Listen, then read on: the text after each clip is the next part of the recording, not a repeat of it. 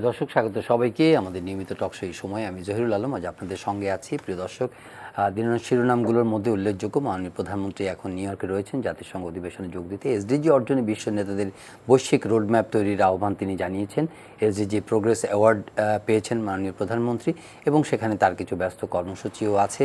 জলবায়ু পরিবর্তনের বিষয়ে প্রভাব নিয়ে সেখানে তিনি কথা বলছেন, রোহিঙ্গা ইস্যুতে তিনি কথা বলবেন এবং টিকার কীভাবে আরও বেশি সংখ্যক টিকা আমরা আদায় করে নিতে পারি, আনতে পারি, সেই বিষয়েও তিনি কথা বলবেন। এর মধ্যে পররাষ্ট্রমন্ত্রীও নিউ ইয়র্কে কথা বলেছেন। সেখানে আফগানিস্তানের এক প্রশ্নে তিনি বলেছেন যে বাংলাদেশ আফগানিস্তানের পরিস্থিতি পর্যবেক্ষণ করছে এবং সেই অনুযায়ী তাদের স্বীকৃতি বা সম্পর্কের বিষয়গুলো নির্ধারিত হবে। দিনের আরেকটি শিরোনামের মধ্যে রয়েছে যে সঞ্চয়পত্রের মুনাফার হার কমেছে। যত বেশি বিনিয়োগ হবে মুনাফার হার তত কম হবে। অর্থ মন্ত্রণালয় সংক্রান্ত একটি প্রজ্ঞাপন দিয়েছে। 6.5 মাস পরে করোনা সংক্রমণের হার 5-এর নিচে, 4.69%। এটি একটি ভালো খবর। এদিকে বিমানবন্দরে করোনা পরীক্ষার জন্য যে আরটিপিসিআর ল্যাব স্থাপন করার কথা, সেটি নিয়ে দুজন মন্ত্রী আজকে বিমানবন্দরে গেছেন। কেউ বলছেন যে তারা 1 সপ্তাহের মধ্যে এটা করবেন, অনেকেই আবার এটাকে ব্যাখ্যা করেছেন যে তারা সুনির্দিষ্ট কোনো সময় এখনও বলতে পারেননি। এই বিষয়গুলো রয়েছে। ই কমার্সের বাণিজ্যে যে প্রতারণা, সেটি খুব জোরালোভাবে এখন উঠে এসেছে। সময় সময় এই আলোচনাগুলো আসে।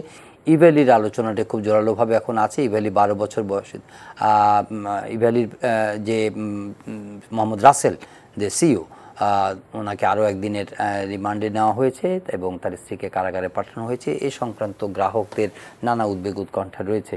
তো আমরা আলাপ করবার জন্য স্টুডিওতে আজকে দুজন অতিথি রয়েছেন, তাদের সঙ্গে পরিচিত হয়ে শুরুতে তারপর আলোচনায় যাই। রয়েছেন জনাব সোহরাব হাসান, যুগ্ম সম্পাদক প্রথম আলো। রয়েছেন জনাব আনিস আলমগীর, সিনিয়র জার্নালিস্ট। স্বাগত আপনাদের দুজনকেই। জনাব সোহরাব হাসান, শুরু করতে, নিউ ইয়র্কে মাননীয় প্রধানমন্ত্রী অনেকদিন পরে দেশের বাইরে গেছেন কোভিড পরিস্থিতির কারণে। এর আগে তার বিদেশের বিভিন্ন কর্মসূচি বাস্তবায়িত হতে পারেনি। এখন জাতিসংঘ যে কর্মসূচিগুলো চলছে, সেখানে বেশ কিছু অনুষ্ঠানে তিনি ভার্চুয়ালি যোগ দিয়েছেন। এসডিজি প্রোগ্রেস অ্যাওয়ার্ড তিনি পেয়েছেন এবং বাংলাদেশের যে অগ্রগতি, ক্লাইমেট চেঞ্জ নিয়ে তিনি বিশ্ব নেতাদের সঙ্গে কথা বলেছেন এবং রোহিঙ্গা বিষয় নিয়ে কথা বলবেন এবং জাতিসংঘে তিনি আরও অন্যান্য কর্মসূচি পালন করছেন। তো এটি তো বাৎসরিক একটি কর্মসূচি, কিন্তু বর্তমান যে প্রেক্ষাপট, একটা মহামারীর মধ্য দিয়ে বিশ্ব যাচ্ছে এবং এই চ্যালেঞ্জের মধ্যে বাংলাদেশের অর্থনৈতিক ক্ষেত্রে, তারপরেও আমরা বলবো যে অর্থনৈতিক ক্ষেত্রে প্রবৃদ্ধির দিক থেকে বাংলাদেশ মোটামুটি নিজেকে সামলে নিয়েছে, যদিও এখানে বেশ কিছু চ্যালেঞ্জ রয়েছে। তো এই মুহূর্তে বিশ্ব নেতাদের সঙ্গে তার যে দেখা হচ্ছে এবং যে বিষয়গুলো বাংলাদেশের সামনে রয়েছে, ইনক্লুডিং রোহিঙ্গা ইস্যু, উনি কি আশা করছি আমরা মাননীয় প্রধানমন্ত্রী কীভাবে বিষয়গুলো আমাদের? না, এটা ঠিক যে বর্তমান যে বৈশ্বিক করোনার পরিস্থিতি, এটি বিশ্বের সব দেশকেই কঠিন চ্যালেঞ্জের মধ্যে ফেলেছে। বাংলাদেশের মতো উন্নয়নশীল বা স্বল্পোন্নত দেশ, বিকাশশীল অর্থনীতির দেশ জন্য চ্যালেঞ্জটি আরও কঠিন। আমাদের প্রথমত হচ্ছে টিকা, যেটি প্রধানমন্ত্রীর আহ্বান আছে যে অন্যান্য দেশের প্রতি যাতে টিকার ন্যায় বিচার করা হয় টিকা প্রাপ্তির ক্ষেত্রে। তবে এইসব টিকা বা যে কোনো আন্তর্জাতিক এই আনুষ্ঠানিক বৈঠকে কতটা এর সুফল পাওয়া যায় আর কতটা দ্বিপক্ষীয় আলাপ আলোচনার মাধ্যমে, সেটি একটি প্রশ্ন আছে। এবং আমরা দেখেছি অতীতে বা বাংলাদেশ যে কয়টি দেশের কাছ থেকে টিকা পেয়েছে দ্বিপক্ষীয় আলোচনার মাধ্যমেই। অর্থাৎ যেটি হচ্ছে যে সমস্যাটা তুলে ধরা, এবং সেটা বাংলাদেশ সহ অন্যান্য দেশও, বিশেষ করে জলবায়ু পরিবর্তন, এবং জলবায়ু পরিবর্তনে বাংলাদেশ সবচেয়ে বেশি ক্ষতিগ্রস্ত দেশগুলোর মধ্যে একটি।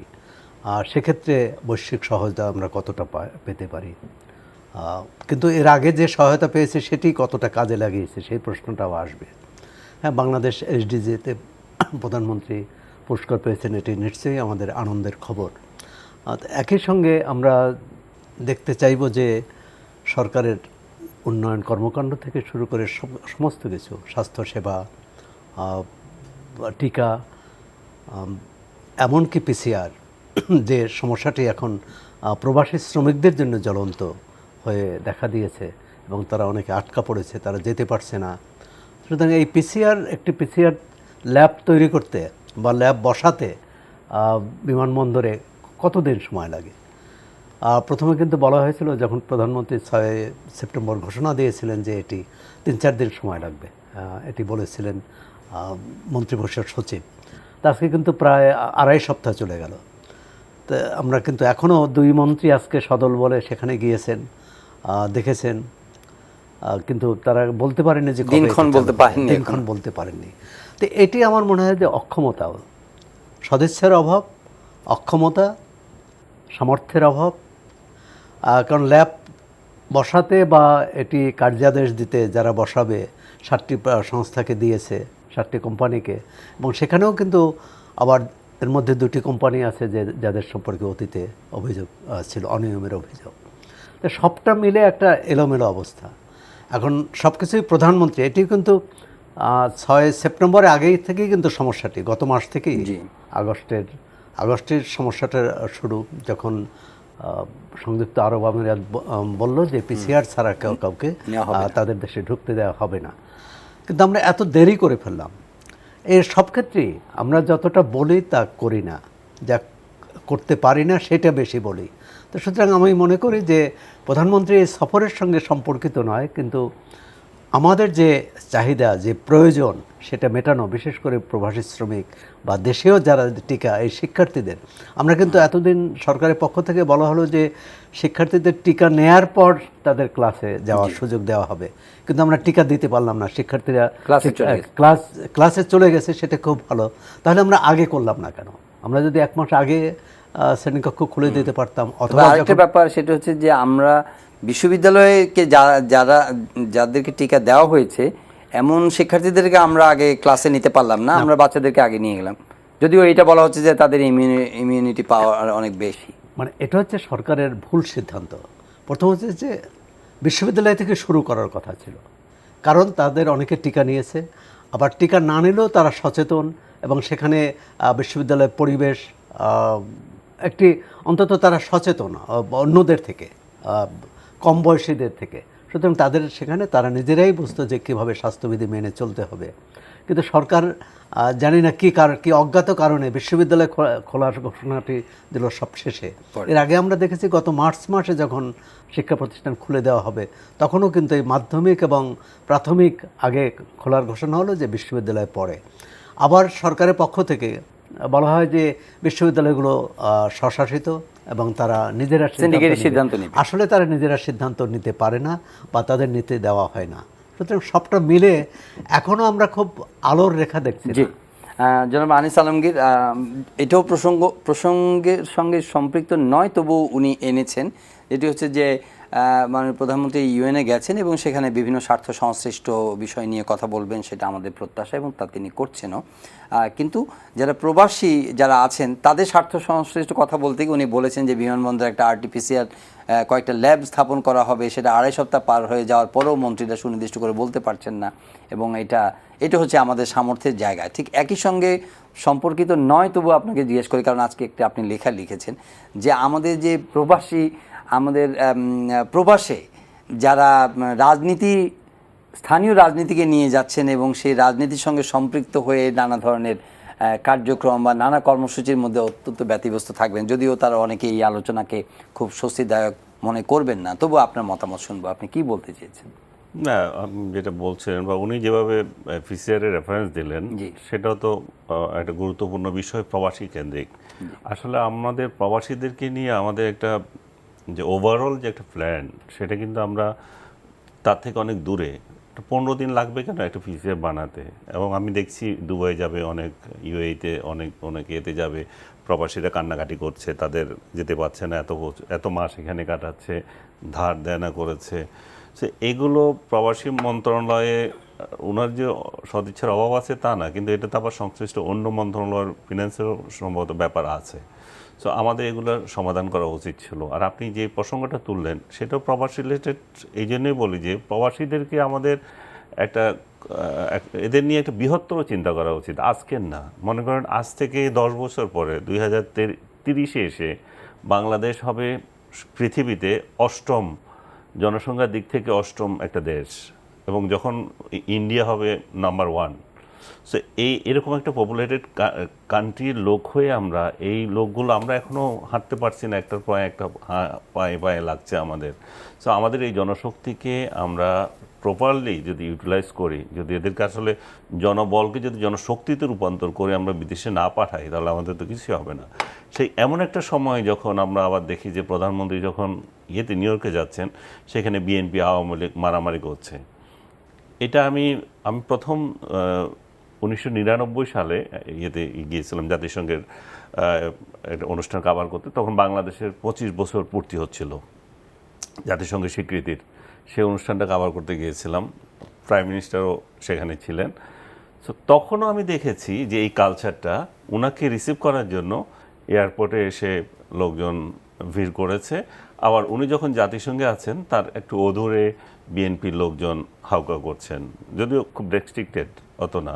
কিন্তু এখন দেখছি এটা জ্যাকসন হাইটে চলে এসেছে। জ্যাকসন হাইটের 73 স্ট্রিটে মারামারি করছেন তারা, এবং সেটা আমাকে একজন সাংবাদিক ওখানকার বলল, ওই এলাকাটা হোয়াইট পিপলগুলো ওই এলাকা ছেড়ে যাচ্ছে, বলছে এখানে এই এলাকায় এই বাঙালিরা যে সমস্ত কালচার করে, হঠাৎ করে চিৎকার দিয়ে উঠলো, স্লোগান দিয়ে জয় বাংলা কিংবা বাংলাদেশ জিন্দাবাদ, এটা হঠাৎ হঠাৎ হঠাৎ যে ঘটনাগুলো ঘটে, এটা ওরা আতঙ্কিত হয়। ওই সমাজে তো এগুলো নাই, স্লোগানের রাজনীতি। সো আমি এই কালচারটা কেন হচ্ছে, এই কালচারটা এই জন্য হচ্ছে রাজনৈতিক দলগুলো তাদের এই সমস্ত শাখা খোলার অনুমতি দিয়ে রেখেছে। যদিও বাংলাদেশের গভর্নমেন্টের যে এখন রাজনৈতিক যে এই নিবন্ধনের যে আইনগুলো আছে, সেখানে কিন্তু তার এরকম কোনো দোকান খোলার কোনো কথা নাই। বাইরে গিয়ে খুলবে এবং এখানে রাজনীতি করবে। মানে আপনি এটা করে দোকান হিসেবে আমি দোকান হিসেবে তখনও বলেছি, ইভেন আমি একটা পত্রিকাকে বলে এসেছি যে দোকানগুলো বন্ধ করা মানে উচিত। শ্লেষাত্মকভাবে বলছেন? একদম শ্লেষাত্মকভাবে বলছি এই জন্যই যে আমি দেখেছি আমার সঙ্গে যে সমস্ত নেতারা ওইখানে গিয়েছেন, বা আমরা প্রাইম মিনিস্টারের সাথে যে দেখেছি, ইভেন জাসদ রব তখন ক্ষমতায় ছিল, তার নেতাদেরকেও উপহার কিনে দিচ্ছে, মানে ভরি ভরি করে। যা যুবলীগের একজন কর্মী ছিল, তারে ভর্তি করে দিচ্ছে। এইগুলো রেখেছে তারা শুধুমাত্র যখন তারা বাইরে যাবে তাদেরকে যাতে জিন্দাবাদ করে, আর তাদেরকে যেন উপহার দেয়, এবং তাদেরকে যে ডলার দেয়, এই সমস্ত সুযোগ সুবিধার জন্য। এটা আবার একেবারে ঢালাও বলাটা একটু ঢালাও না, একদম চ্যালেঞ্জ দিয়ে বলছি। আমি দেখেছি তাদেরকে দিচ্ছে তারা বিভিন্ন, যে আপনি তো প্রধানমন্ত্রী বা এই লেভেলের কাউকে তো এটা চিন্তা করতে পারছেন না, অন্যগুলোর কথা বলছি আমি। সমস্ত নেতা পাতি নেতা যারা এখান থেকে যায় সুযোগ নিয়ে, তাদের সেবাতে লেগে যায় ওরা, এবং তারা বিভিন্ন শহরে গিয়ে এই সমস্ত কমিটি করে আসে শুধুমাত্র নিজেদের সাথে, তাদের মানে তাদের হোস্ট হিসাবে তো থাকেই, উপহার দিয়ে প্লাস এটা দেয়। আর ওরা কি পায়? ওরা এই জিন্দাবাদ জিন্দাবাদ রাজনীতি করছে, কিন্তু তাদের নেতারা অনেক কিছু পায়। আপনি যদি গত 12 বছর বা তার আগে থেকে যদি বিশ্লেষণ করে দেখেন, এনআরবি ব্যাংক পেয়েছে, তারপরে আপনার এখন এই আলোচনা করলে কিন্তু এইটার মানে পাল্টা বক্তব্য দেওয়ার মতো কেউ নেই। নাম স্পেসিফাই না করে আমরা, আচ্ছা স্পেসিফিক করছি না আমি, কারণ নাম উচ্চারণ করছি না। আমি বলছি যে ব্যাংক লাইসেন্স পাচ্ছে, বিমা লাইসেন্স পাচ্ছে, তারপরে আপনার পাওয়ার প্ল্যান্টের পাচ্ছে, অন্য বড় ধরনের যে বিদেশি বিনিয়োগ আসে, সেই কোম্পানির এজেন্ট হচ্ছে। তো এগুলা যখন তারা হতে পারবে না, তারা কি হতে পারবে না? তারা কি লাইসেন্স পেতে পারবে না? পারুক, তারা সাধারণ সিটিজেন হিসেবে আসুক। কিন্তু দেখা যাচ্ছে যে ওই বিএনপির সভাপতি কিংবা আওয়ামী লীগের সভাপতি, যে গভর্নমেন্ট যখন চেঞ্জ হচ্ছে, তখন একই এটা তো হচ্ছে একটা নেগেটিভ দিক আমরা দেখছি। যারা ওইখানে রাজনীতি করছে তারা বেনিফিশিয়ারি হচ্ছে, এবং এই কালচারটা চলে আসছে। কিন্তু বৃহত্তর বাঙালি সমাজের জন্য, বাংলাদেশিদের জন্য এই কালচার আমাদের বন্ধ করতে হবে। এই জন্যই যে, কারণ এই রাজনীতি আমার নতুন প্রজন্মের উপর প্রভাব ফেলছে। আমার ওই লেখাটাতে আমি উল্লেখ করেছি, নতুন প্রজন্মের এরা মেইন স্ট্রিম পলিটিক্সে যাচ্ছে, বাংলাদেশি পলিটিক্স না। এবং নিউ ইয়র্কে একটা মেয়ে কাউন্সিলর হতে যাচ্ছে, আরেকটা মেয়ে সিভিল জাজ হতে যাচ্ছে। আমি আরেকটা ছেলের উদাহরণ দিলাম, যে ফার্স্ট লাঞ্চ বক্স নামে একটা অ্যাপ তৈরি করে নিউ ইয়র্কে সারা হইচই করে ফেলে দিয়েছে। সে একটা জরিপে সে স্টার্টার হিসাবে সে মানে কোটি কোটি টাকার বিজনেস ওগুলো। সো বাঙালি সিএনএন থেকে অনেক হাইলাইট করেছে, অনেক পত্রিকা তাকে লিখছে, এবং বাংলাদেশি পত্রিকাও লিখেছে। আমি বলছি যে এই প্রজন্ম যে উঠে আসছে, সেটারও তো একটা বড় দিক। কিন্তু যখন এই নিউজগুলো আমরা কিন্তু বেশি পাচ্ছি না, কারণ এই মারামারির সংবাদগুলো কিন্তু হোল মিডিয়াতে যায় এবং সারা ওয়ার্ল্ডে যায়। তো তারা যখন একটা সাফল্য দেখায় আমরা অনেক গর্বিত হই যে বাংলাদেশিরা বাইরে গিয়ে এটা করছে, এবং আমাদের জন্য এটা একটা উদাহরণ হয়ে যায় আগামী প্রজন্মের আরও কেউ যদি যায়, বাংলাদেশের ইমেজ বেড়ে যায়। কিন্তু এই মারামারি হানাহানি এগুলোতে তো আমাদের ক্ষতি হয় যে আমাদের বাংলাদেশ ব্র্যান্ডিংয়ে ক্ষতি হয়। প্রবাসীরা নিজেরও নানা ধরনের হেনস্থার শিকার হন, তোমরা উগ্র লোকজন। সো তারাও জানে এগুলা, কিন্তু এই রাজনৈতিক দলগুলো যদি তাদের এই সমস্ত শাখা বন্ধ করে দেয়, যদিও যেটা লিগ্যাল না, ইলিগালি ওগুলো চলছে, সো তাহলে কিন্তু এটা অনেক কমে যায় এবং এটা মেইন স্ট্রিম পলিটিক্সে যেতে পারে। আমি উদাহরণ হিসেবে আরও আপনি দেখতে পারেন, ইন্ডিয়ার উদাহরণ দেখেন, আপনি যে দেশেই যান দেখবেন যে তার ইন্ডিয়ানরা সেখানে মেইন স্ট্রিম পলিটিক্স করছে, বড় বড় রাজনীতি করছে, বড় বড় জায়গা দখল করছে। আমরা কেন পারবো না? আমাদের তারা মানে ইন্ডিয়ানদের কিন্তু বিজেপি কংগ্রেসের কোনো শাখা ওইভাবে ওরা ওদের কোনো শাখা নাই, তবে তারাও রাজনীতি করে। তারাও যেমন মোদি গেলে ওইখানে করে, ওই যে তাকে সংবর্ধনা দেওয়ার জন্য করে, এবং সেখানে আবার আপনার মনে আছে কয়েক বছর আগে এটা একজন ভারতের একটা বিখ্যাত সাংবাদিক ওরা পিটাপিটি করছে ওইখানে মোদির একটা সবাই গেছে কেন, যে সে মোদি বিরোধীর জন্য। এবং ওরা যে করে, প্রতিবাদ করে, সেটারও একটা রিসেন্ট ওয়েতে করে। ভেরি রিসেন্টলি 15ই আগস্ট তাদের গেলো, জাতীয় যেটা স্বাধীনতা দিবস গেল, সেদিন আমি লন্ডনে বিরাট এক ব্যানার, যে কালো ব্যানার লেখা রিজাইন মোদি। ঠিক আছে, তারা এটা তো স্বতঃস্ফূর্তভাবে করছে এবং সেটার একটা আমি বলবো যে এটা একটা সৌন্দর্য, প্রতিবাদের একটা ভাষা থাকতে হবে, কিন্তু মারামারি হানাহানি এগুলো কেন? এর কোনো ভালো দিক কিছু আছে কিনা সেটা বল। না, এর ভালো দিকের চেয়েও এই মারামারিটা যে আওয়ামী লীগ বিএনপি বা সরকারি দল বিরোধী দলের মধ্যে না, একই দলের মধ্যেও গতকাল আমরা দেখলাম যে আওয়ামী লীগের জ্যাকসন হাইটে আওয়ামী লীগের একটা সমাবেশে সেখানে কিন্তু মারামারি হয়েছে, যে কে আমন্ত্রণপত্র পায়নি এই নিয়ে প্রথম ঝগড়াঝাটি, তারপর একজনকে বের করে দিয়েছে। আসলে হচ্ছে যে আমরা দেশের ভিতরে এবং বাইরেও রাজনীতিটাকে সুষ্ঠু এবং এক ধরনের মননশীল জায়গায় নিয়ে যেতে পারিনি, এবং সেটার আমরা আশা করছিলাম যে যারা বিশেষ করে পশ্চিমা দেশগুলোতে যায়, যুক্তরাজ্য বা আমেরিকা বা কানাডা, তাদের মধ্যে এক ধরনের সেখানকার যে গণতান্ত্রিক সংস্কৃতি সেটি আয়ত্ত করার চেষ্টা করবে, এবং সেটা কিন্তু তাদের যখন যারা ভোটার তারা কিন্তু সেটি করে। আমাদের এখানে এই যে এখানকার দলীয় রাজনীতি, আমি মনে করি যে রাজনীতি থাকবে। আনিস আলমগীর যেমন তার অভিজ্ঞতার কথা বললেন, আমার 2005-এর যে অভিজ্ঞতা, সেখানে কিন্তু তখন খালেদা জিয়া প্রধানমন্ত্রী ছিলেন বিএনপির, তখন জাতিসংঘ ভবনের সামনে আওয়ামী লীগ বিএনপি দুই দলের সমাবেশ করেছে। আবার দেখলাম সমাবেশ করেছে, একদল বাধা দিয়ে একদল প্রতিবাদ করেছে, একদল স্বাগত জানিয়েছে। কিন্তু পরবর্তীকালে দেখলাম এই সমাবেশ শেষ হওয়ার পরে আওয়ামী লীগ ও বিএনপির কর্মীরা স্যান্ডউইচ ও পেটিস ভাগ করে খেয়েছে। তো এই পরিবেশটা কিন্তু আমরা চাই, হ্যাঁ। এবং সবার, যেমন আনিস আলমগীর আরেকটা বললেন যে প্রবাসীরা কিন্তু দাবি করেছিল তারা দেশে কিভাবে বিনিয়োগ করবে, অর্থাৎ এনআরবি ব্যাংক বা অন্য যেসব প্রতিষ্ঠান। এখন এখানে রাজনীতিটা বড় হয়ে যায়। যদি এরকম হতো, সে যে দলেরই হোক, যারাই বিনিয়োগ করবে সেটাকেই আমরা স্বাগত জানাবো, এবং সেটাই জানানো উচিত। এর মধ্যে ভালো যে দিকটা, যে প্রবাসীদের মধ্যে যেমন এই যুক্তরাষ্ট্র থেকে টিকা পাওয়ার ক্ষেত্রে কিন্তু 4 জন চিকিৎসক অগ্রণী ভূমিকা রেখেছে, যারা এই বাইডেন প্রশাসনের সঙ্গে যুক্ত ছিলেন। তাই আমরা এরকম নজির দেখতে চাই। যুক্তরাজ্যেও তো তিনজন সাংসদ আছেন। সুতরাং মূল ধারায় যাওয়াটাই সেটা কিন্তু সেটা ভারত যেরকম গিয়েছে, আমরাও হাঁটি হাঁটি পাবো।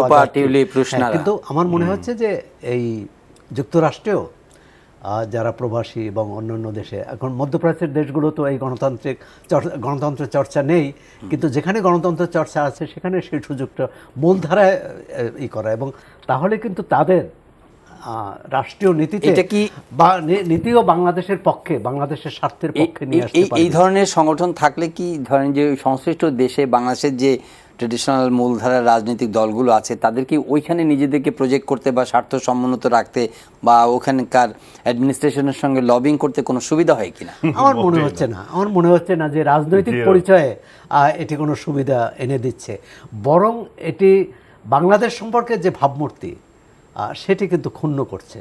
যে বাংলাদেশের মানুষকে এভাবে এরকম, এর আগে আমরা কিন্তু শুনেছি যে 2005 সালেই যে পাকিস্তান, বাংলাদেশ এরকম 2-4টা দেশের এরকম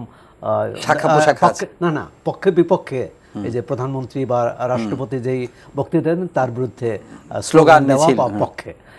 তো এটি আমার মনে হয় যে সেখানকার রাজনৈতিক সংস্কৃতি না, কিন্তু জনাব আনিস আলমগীর সেখানকার মানুষ পছন্দ করছে না। শুধু রাজনৈতিক দল কেন বলছেন, এখানকার একেবারে ইউনিয়ন পরিষদ মানে লেভেলের যে সংগঠন, সেটাও আমি বলেছি। ইভেন আপনি দেখেন বিভিন্ন জেলা কমিটি, থানা কমিটি এসব আছে।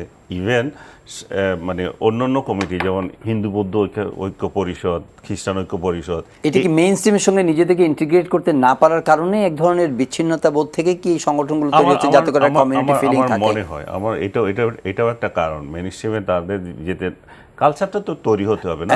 আর তাছাড়া হয়তো বা অ্যাকসেপ্টও অনেকে করতে পারে না। মেইন স্ট্রিমে ধরেন যে মূলধারা যে আমেরিকান সমাজের যে সংস্কৃতি, সেটার সঙ্গে হয়তো অনেকে যুক্ত হতেও পারেন না, ইচ্ছা থাকা সত্ত্বেও সম্ভব হয় না। এটা আমি ভারতের উদাহরণ দিচ্ছি। আবার এটাও ঠিক যে দিনকে দিন এটা দিন চেঞ্জ হয়। যেমন আমি বলছি তৃতীয় প্রজন্মের এখন যারা আছে তারা কিন্তু এই জ্যাকসন হাইটে যায় না।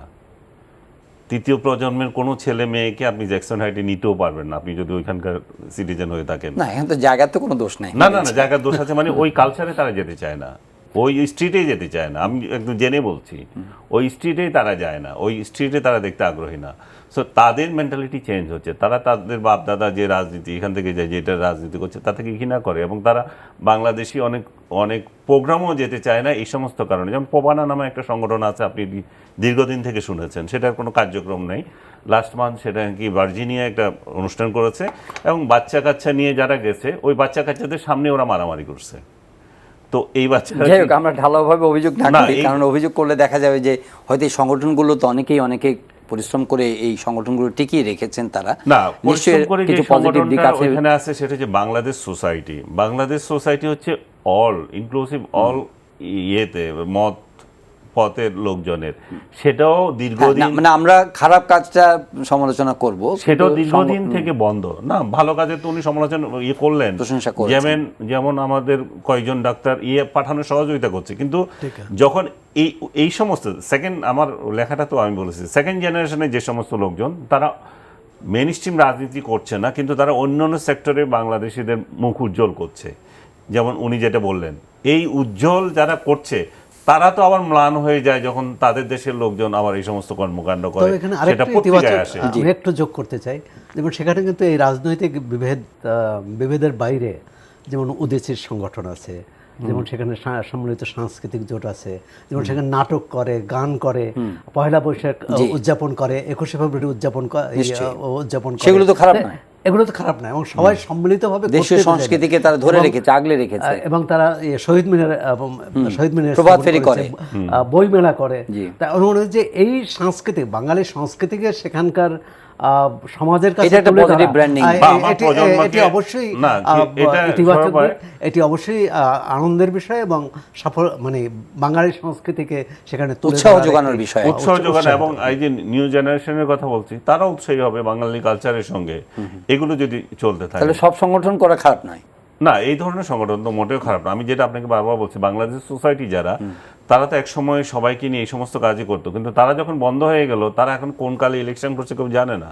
সো বাংলাদেশ সোসাইটি পৃথিবীর সব জায়গাতেই থাকা উচিত। বাংলাদেশে আমরা এক জায়গায় যাব, আমাদের একটা সোসাইটি থাকবে না, সেটা তো কোনো অন্যায়ের কিছু না। কিন্তু আমরা দলীয় ভিত্তিতে যে ভাগ করছি, সেটাতে হানাহানি বাড়ছে, এই দেশের অবনতি ঘটছে, রেশারেশি ঘটছে। আমরা সেখানে কয়জন লোক থাকি, আমরা একজনকে অন্যজন তো হেল্প করতে হবে, সেই হেল্পের তো এটা তো আমাদের নিজের দেশে বিভাজিত অবস্থা তৈরি হচ্ছে। নিজের দেশে বিভাজিত, আমি আরেকজনের সাথে করলো, এই দেশের লোক আমি, এদেশে আমি বাস করছি, এদেশে আমার যত অধিকার আছে, অন্য দেশে গিয়ে আমি যদি হানাহানি করি তো আমার দেশের কিন্তু, এবং তোমার ওই রাজনীতিতে এই দেশে কোনো ভ্যালু নাই। তুমি যে ওই দেশে রাজনীতি করছো সেটা এই দেশে কি যোগ হচ্ছে? তারা আসছে, বিনিয়োগ করছে, তারা তাদের না, সেটা তো তাহলে তো মারামারি করার দরকার নাই। এবং সারা বিশ্বে কিন্তু বাঙালি যারা যায়, বিশেষ করে যারা শ্রমিক, তাদের কিন্তু সুনাম আছে যে তারা পরিশ্রমী, তারা সময়নিষ্ঠ, তারা কাজে ফাঁকি দেয় না। এমনকি অন্যান্য অনেক দেশের নাগরিকদের সম্পর্কে যে চুরি এই বদনামগুলো নেই, এটা কিন্তু বাংলাদেশিদের বা বাংলাদেশের মানুষের বিরুদ্ধে নেই। সুতরাং এটি কিন্তু খুবই কালকে একটা আমি খবর পড়লাম যে কানাডার যে নির্বাচিত হচ্ছে সেখানকার বাংলাদেশি কমিউনিটির যে রিপ্রেজেন্টেটিভ, হ্যাঁ না, সেখানে দাঁড়িয়েছে, যেখানে ক্যানাডিয়ান, উনি তাকে নিজেকে বাংলাদেশিদের মন্ত্রী হিসেবে জাস্টিন ট্রুডোর ক্যাবিনেটে আর কি, এবং নিজেকে সেইভাবে পরিচয় দিতে পছন্দ বোধ করেন, এবং তিনি বলেছেন যে বাঙালিদের প্রচুর প্রশংসা করেছেন যে যদিও তাদের রেজাল্ট সবারই খারাপ হয়েছে, বাট এই ট্রেন্ডটা আমি সাপোর্ট করি, তারা ওই দিকে যাক, এবং কানাডা এটা ভালো প্রদর্শন করছে। মূলধারায় যত তারা ব্রিটেন তো অনেক আগে থেকে নিজেকে একীভূত করতে পারবে, ততই কিন্তু বাংলাদেশের ভাবমূর্তি যেমন উজ্জ্বল হবে এবং তাদের ওই দেশে তাদের অবদান বাড়বে, বাংলাদেশেও তাদের অবদান। করোনা পরিস্থিতি যথেষ্টই উন্নতি হচ্ছে এবং আজকে 5-এর নিচে 4.69%। তো এটাকে ধরে রাখা তো একটা বড় চ্যালেঞ্জ। একই সঙ্গে আবার কিছু জেলাতে, যেমন পঞ্চগড় বা আরও কয়েকটা জেলা আছে, কুষ্টিয়া, মুন্সিগঞ্জ, এই টাইপের কয়েকটা জেলা আছে, সেখানে একটু বেশি। তো আমার মনে হয় যে এই সময়টাকে কিভাবে মেনটেন করার ক্ষেত্রে সতর্কতার দিক থেকে কতটা প্রস্তুত বলে মনে হচ্ছে, বা কতটা গুরুত্ব দেওয়া হচ্ছে যে এই সংক্রমণের নিম্ন হারটাকে ধরে রাখার ব্যাপারে, মাস্ক পরা বা অন্যান্য কার্যক্রমগুলো? এটা আমাদের অবশ্যই চালু রাখতে হবে। আমাদের এটা ভাবার কোনো কারণ নাই যে আবার আমরা লকডাউনে যাব, আবার ইয়ে করবো। আমাদের এটার মধ্যে আমাদের দিন যেতে হবে, কারণ লকডাউনে যাওয়া আমাদের আর কোনো সুযোগ নাই, ইভেন বাড়লেও সুযোগ নাই। কারণ আমরা এই দুইটার মধ্যেই বেঁচে থাকতে হবে এবং এটাকে আমাদের নিয়তি হিসেবে ধরে নিতে হবে। সেই ক্ষেত্রে একমাত্র উপায় হচ্ছে আপনি যেটা মাস্ক পরা আর টিকা দেওয়া। টিকাদান কর্মসূচিটা আমরা তো শুরুতেই বলছিলাম যে এটা একটু স্লথ গতিতে চলতেছে। চিটংয়ে আমি রিসেন্টলি ভিজিট করছি, টিকা নাই। সো এই যে টিকা রেজিস্ট্রেশন করছে 1.5 মাস হয়ে গেছে, রেজিস্ট্রেশন করছে টিকার জন্য, সেটা দিতে পারে নাই। সো যতদিন পর্যন্ত আসলে আমরা এই টিকার ক্ষেত্রে জোর না দিচ্ছি, মাস্কে জোর না দিচ্ছি, ততদিন পর্যন্ত আমাদের এই সমস্যা থাকবেই। এবং সচেতনতা অবশ্যই আমাদের সবাইকে এটা খেয়াল রাখতে হবে। যে আপনাদের বাচ্চাদের স্কুলের কথা বলছিলেন, স্কুলের বাচ্চাদের স্কুল খোলার বিষয়টা কিন্তু আমার কাছে খুব হয়নি, খুব ওয়েলকাম আমি করতে পারছি না খুব বেশি করে। কারণ আমার বাচ্চা স্কুলে যাচ্ছে 15 দিনে একবার, ওদের 15 দিনে একবার, তাও 2 ঘন্টার জন্য স্কুল থেকে দিয়েছে, আর বাকি দিন অনলাইনই করবে। আমার মনে হয় এটা গ্র্যাজুয়ালি তাদের বাড়ানো উচিত, কারণ 15 দিনে একবার স্কুলে যাওয়া না যাওয়া সমান কিছু। কিন্তু ইংরেজি মাধ্যমে, কিন্তু বাংলা মাধ্যমে সপ্তাহে একদিন একই তো জিনিস, একদিন ও একদিন দিচ্ছে, 15 দিনে একদিন দিচ্ছে। সো এটা ওরা ওদের বাচ্চাদের স্বাস্থ্য কথা চিন্তা করেই দিয়েছে। কিন্তু এবং এটা আমি ওয়েলকাম করছি এই দিক থেকে যে স্কুলে গিয়েছে, স্কুল খুলেছে, এটা তাদের অন্য ধরনের একটা আনন্দ তৈরি হয়েছে। তাদের তো বই কোথায়, খাতা কোথায়, সেই পরিস্থিতি ছিল না। বিশেষ করে ছোট বাচ্চাদের সবার আবার ইয়েতে যেতে হয়েছে, দর্জি দোকানে যেতে হয়েছে, সবার ড্রেস আর কাজ করছে না। সো এটা তাদের একটা আনন্দ দিয়েছে। কিন্তু আমার মনে হয় গ্র্যাজুয়ালি তাদের এটা বাড়ানো দরকার, এবং সরকার নির্ধারণ করে দেওয়া নয়, এটা স্কুল কর্তৃপক্ষের উপরও ছেড়ে দেওয়ার একটা সুযোগ রয়েছে।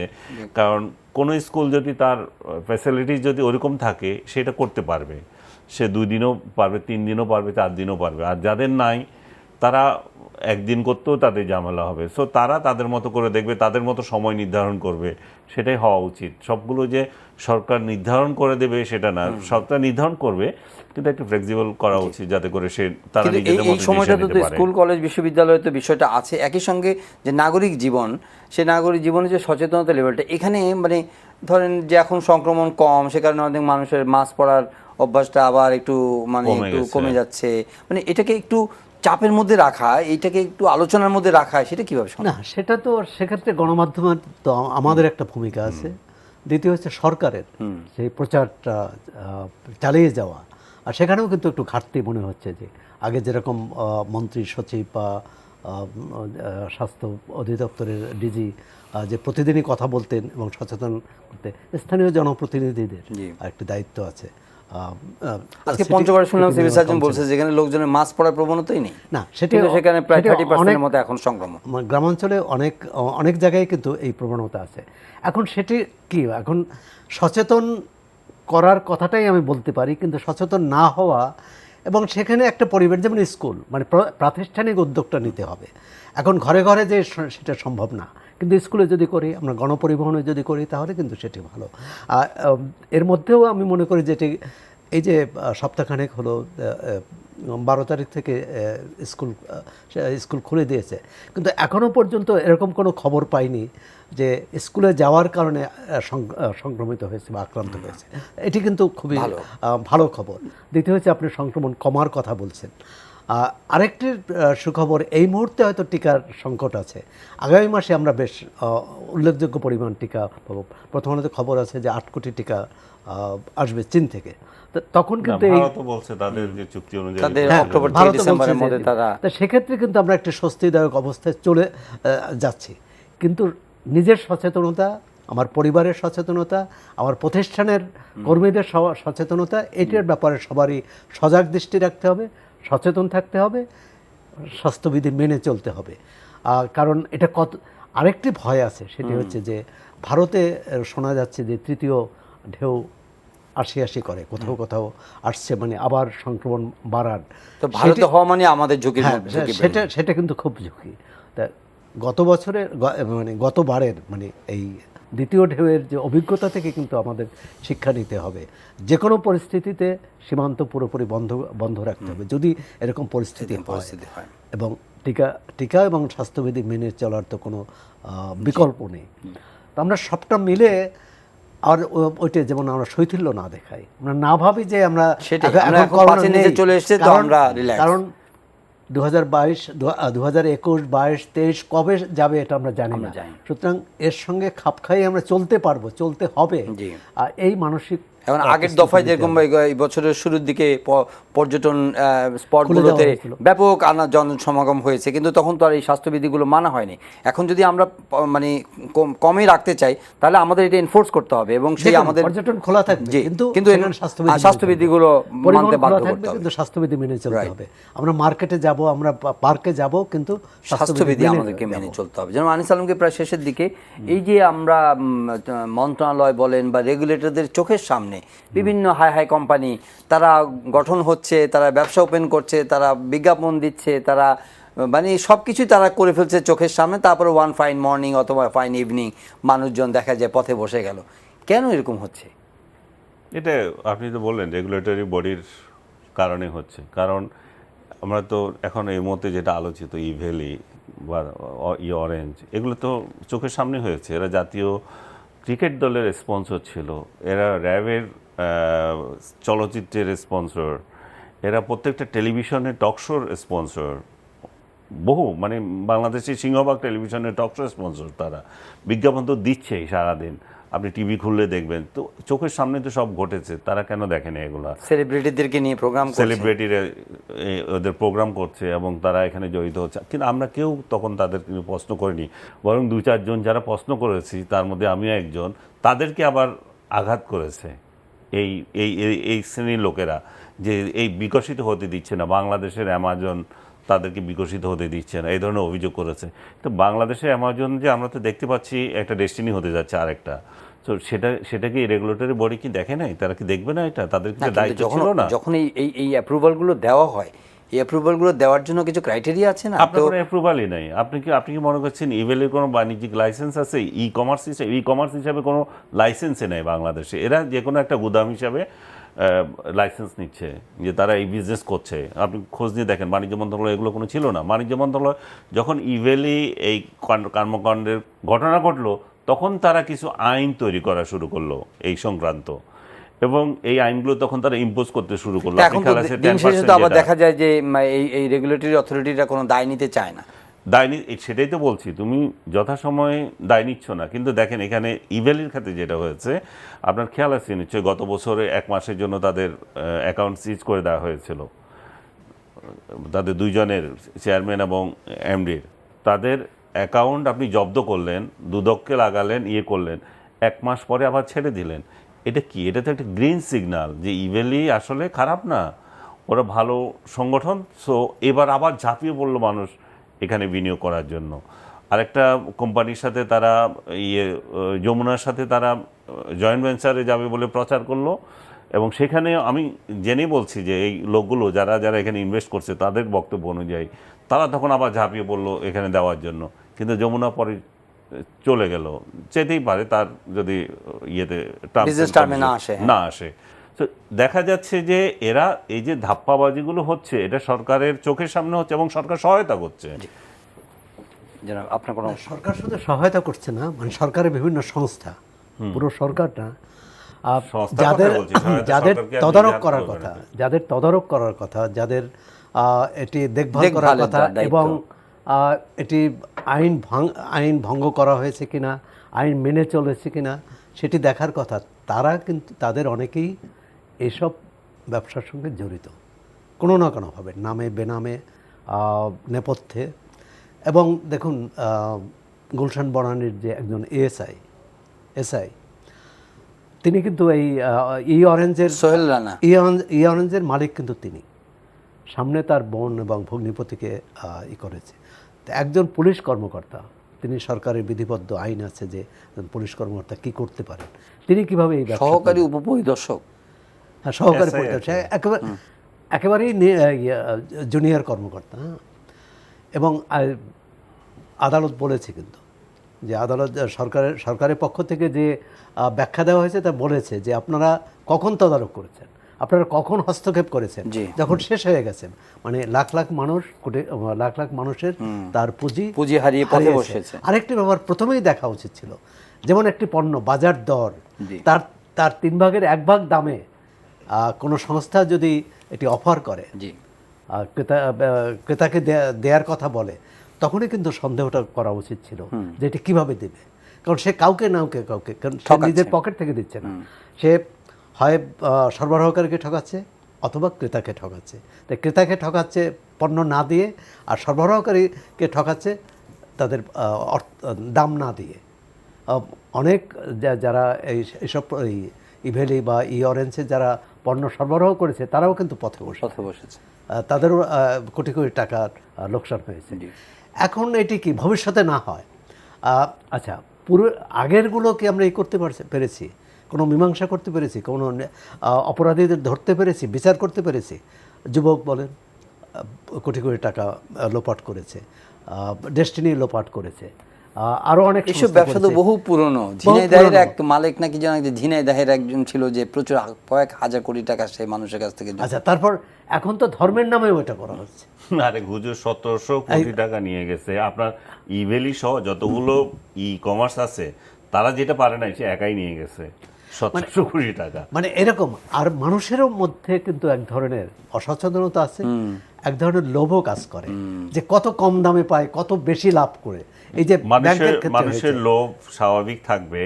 আমি যদি কম পেলে, আমি যদি 100 টাকার জিনিস, আমি 100 টাকার জিনিস 70 টাকায় পাচ্ছি, এই লোভ সবার থাকবে। কিন্তু অবাস্তব লোক কিভাবে? কারণ সরকারের মন্ত্রী গিয়ে সেখানে যে বক্তৃতা দিয়ে আসছে তার অনুষ্ঠানে, সরকারের লোক, আপনি অরেঞ্জের কথা বলছেন, বাণিজ্য মন্ত্রী এটা করছে, ইনোগ্রেট করছে। না, প্রশ্ন তো এখানেই, যারা বাণিজ্য মন্ত্রী তদারক করার কথা, তিনি কেন তার সাথে যুক্ত হবেন?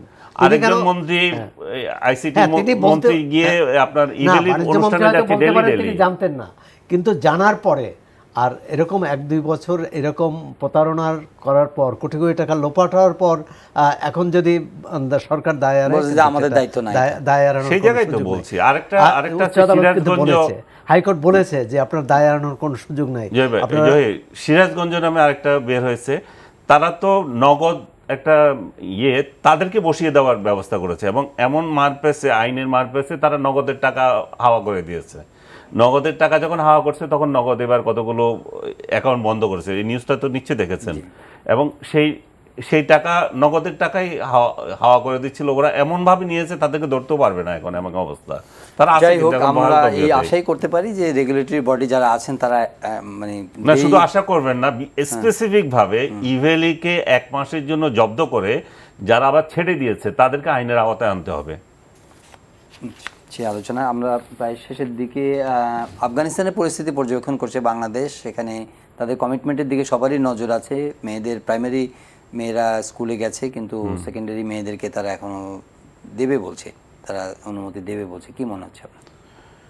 দেবে। তাদের আফগানিস্তানের পরিস্থিতি দেখেন, আমরা ওয়েস্টার্নরা খুব বেশি ওখানে দিচ্ছে, চোখ ফেলে রাখছি, বেশি দিয়ে রাখছি। তো এই যে মেয়েরা যে পড়তে পারছে না, মেয়েদের যে অধিকার খর্ব হয়, সেটা মিডল ইস্টের বহু কান্ট্রিতে এটা যুগের পর যুগ চলে আসছে। আমেরিকানরা তখন কোনো নাক গলাইছিল? আফগানিস্তানের বেলায় তাদের মনে হচ্ছে যে মেয়েদের এই বোরকা পরা উচিত না, তারপর মেয়েদেরকে ভাইয়ের সাথে বাবার সাথে যেতে দেওয়া, মানে এই আইন না করা উচিত না, এই জাতীয় যেই ইম্পোজ করছে সেগুলো হচ্ছে ওয়েস্টার্ন দৃষ্টিতে করেছে। তাদের কালচার যেটা আছে, আমার নিজের অভিজ্ঞতা দিয়ে দেখছি, ওরা খুবই ধর্মান্ধ একটা সোসাইটি। তো তারা তাদের মতো একটু প্রগ্রেস করুক, তাদেরকে প্রেসারে রাখি আমরা, কিন্তু এইগুলাকে ইস্যু করে পুরো সরকারটাকে একটা মানে এমন এক অবস্থায় ফেলে না দিই যাতে করে দেশটা আরেকটা দুর্যোগের মুখোমুখি হয়। না, একটা হচ্ছে যে এটা তো পশ্চিম তো এখানে পরাজিত হয়েছে, কিন্তু আফগানরা আফগানকে শাসন করুক, সেখানে শান্তি থাকুক, স্থিতিশীলতা থাকুক, এবং নারীর যে অধিকার ছিল না আগে সেটি নিয়ে যদি আমরা বিতর্ক করি তাহলে কিন্তু হবে না। যে অধিকারটু পেয়েছে তারা 20 বছরে, সেটি কিন্তু বহাল থাকা উচিত এবং সামনে যাতে এগোতে পারে। এবং আফগানিস্তানের মানুষের, আমরা চাই যে সেখানকার মানুষ, আরেকটি যেটা ভয় সেটা হচ্ছে যদি বাইরের সহায়তা বন্ধ হয় তাহলে সেখানে বিপর্যয় দেখা দিতে পারে। সেটা কারোই কাম্য নয়। ধন্যবাদ জনাব সরোয়ার হোসেন, ধন্যবাদ জনাব আনিস আলমগীর। প্রিয় দর্শক, আজকের অনুষ্ঠান এখানে শেষ করছি। সবাই ভালো থাকবেন, দেখা হবে আবারও পরের অনুষ্ঠানে। চাইলে আপনারা অনলাইনেও এই অনুষ্ঠানটি দেখতে পারেন, ভিজিট করুন ntvpd.com, ইউটিউব ভেরিফাইড ফেসবুক পেজে আমাদের জনপ্রিয় অনুষ্ঠান খবরের আপডেট আপনারা জেনে নিতে পারেন। ভালো থাকবেন সবাই।